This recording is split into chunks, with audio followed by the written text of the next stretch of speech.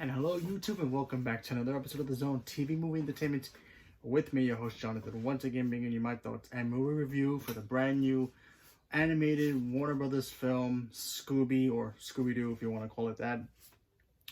So Scooby-Doo is back on the big screen and a whole new, I guess, vision if you want to call it that. We got some cool voice casting in here.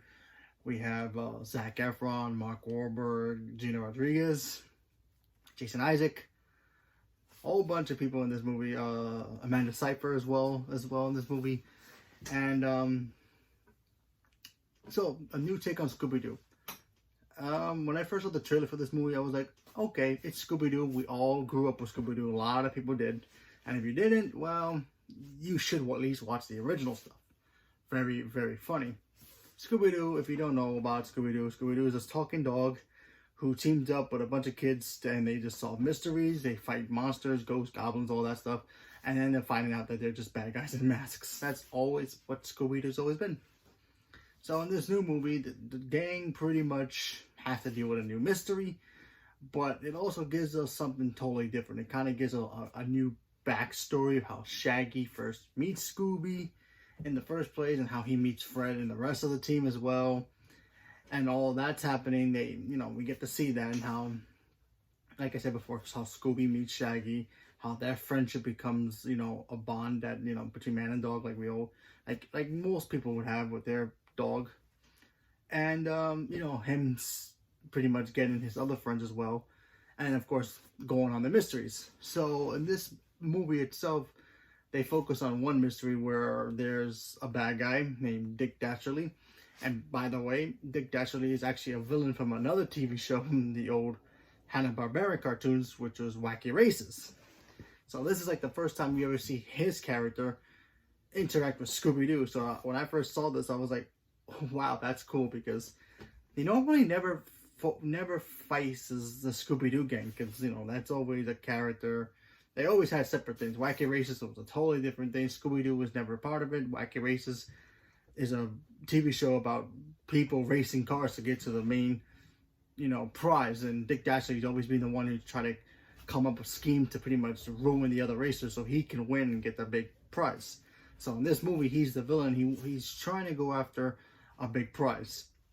And he actually needs Scooby-Doo. Scooby-Doo apparently is the key to this prize, but there's also something behind this, this thing that he needs to get to. I'm not going to spoil it, but when Dick Dasherly finds it, he needs Scooby to unlock it, and he goes off to pretty much go after Scooby, and the gang ends up teaming up with the Blue Falcon, which Blue Falcon's kind of like a rip-off of Batman. But in this case, Blue Falcon, he's being played by Mark Wahlberg. And by the way, the voice acting was very, very good in here. And I like the animation style too. It felt very different than we ever seen. I mean, it's not anywhere near the level of Pixar or DreamWorks, but it's pretty well done. I enjoyed the animation here for a little bit, and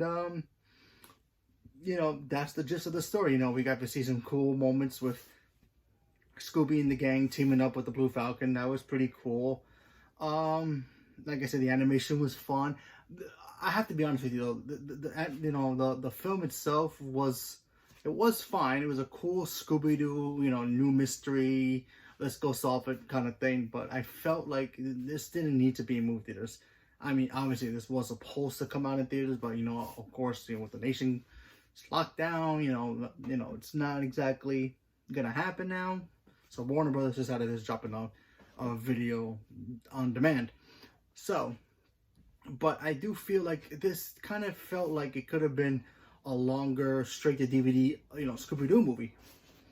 Not to get me wrong, it was a fine little movie. It's just that it didn't feel like it needed to be in the movie. I think for me, that was like my big negative about this movie. And also, this movie does focus more on the Blue Falcon and Scooby and Shaggy, and it kind of missed the elements with the rest of the gang. So Velma, Daphne, and of course Freddy. And we needed that dynamic for this movie to have the whole team together. But since they kept them separated throughout the whole movie, it was kind of weird. To me, it felt weird, because I just like when the team works together. They split up to do their thing, and then they come back and they catch the bad guy. And this one, it was the other team members going after Scooby and Shaggy and trying to help them. And it felt fine, but, you know, I just felt like, you know, they kind of pushed Fred, Velma, and Daphne into the back of the Mystery Machine, if you want to call it that. And yeah, that'd be another negative for me. But, you know, other than that, I felt the movie was okay. You know, I'm glad Dick Dastardly was in here. He's played by Jason Iron, the actor who's played Lord Voldemort. I mean, Lucius Malfoy from Harry Potter, if you guys remember that.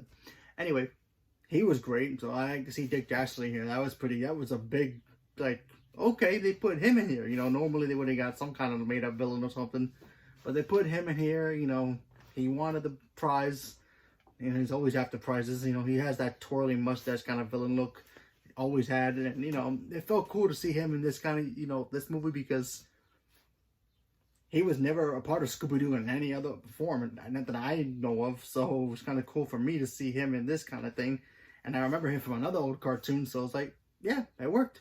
He was a cool villain. I actually liked him in this movie. He kind of fit, you know. He wasn't the same traditional, oh, he's just wearing a mask. He's just some guy who you know, lost his job and he's going after the business of some other guys just to get the money. You know, he was an actual villain, and they made him work. And I thought that was pretty cool.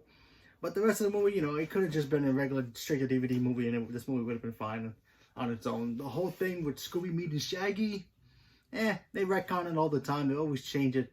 They made him. There's one time that he met when they were very, very young. There was another time where he picked him up at a pet store. So many times they change it, so that doesn't bother me anymore. But other than that, it was an okay film. I think kids will like it, especially if they've never seen Scooby-Doo. You know, this could be their first time watching it, and it's fine for them. Adults who grew up watching Scooby-Doo will probably like it as well. Probably like, yeah, that never happened. That should have never happened. Where is that supposed to be there? You know, a couple of things here and there that should have been there from the original Scooby-Doo stuff, but what can you do? But I recommend it. Give it a shot and check it out. See it for yourself. So leave me a comment below. Let me know what you guys thought about it. And stay tuned for more. Thank you very much and have a good day.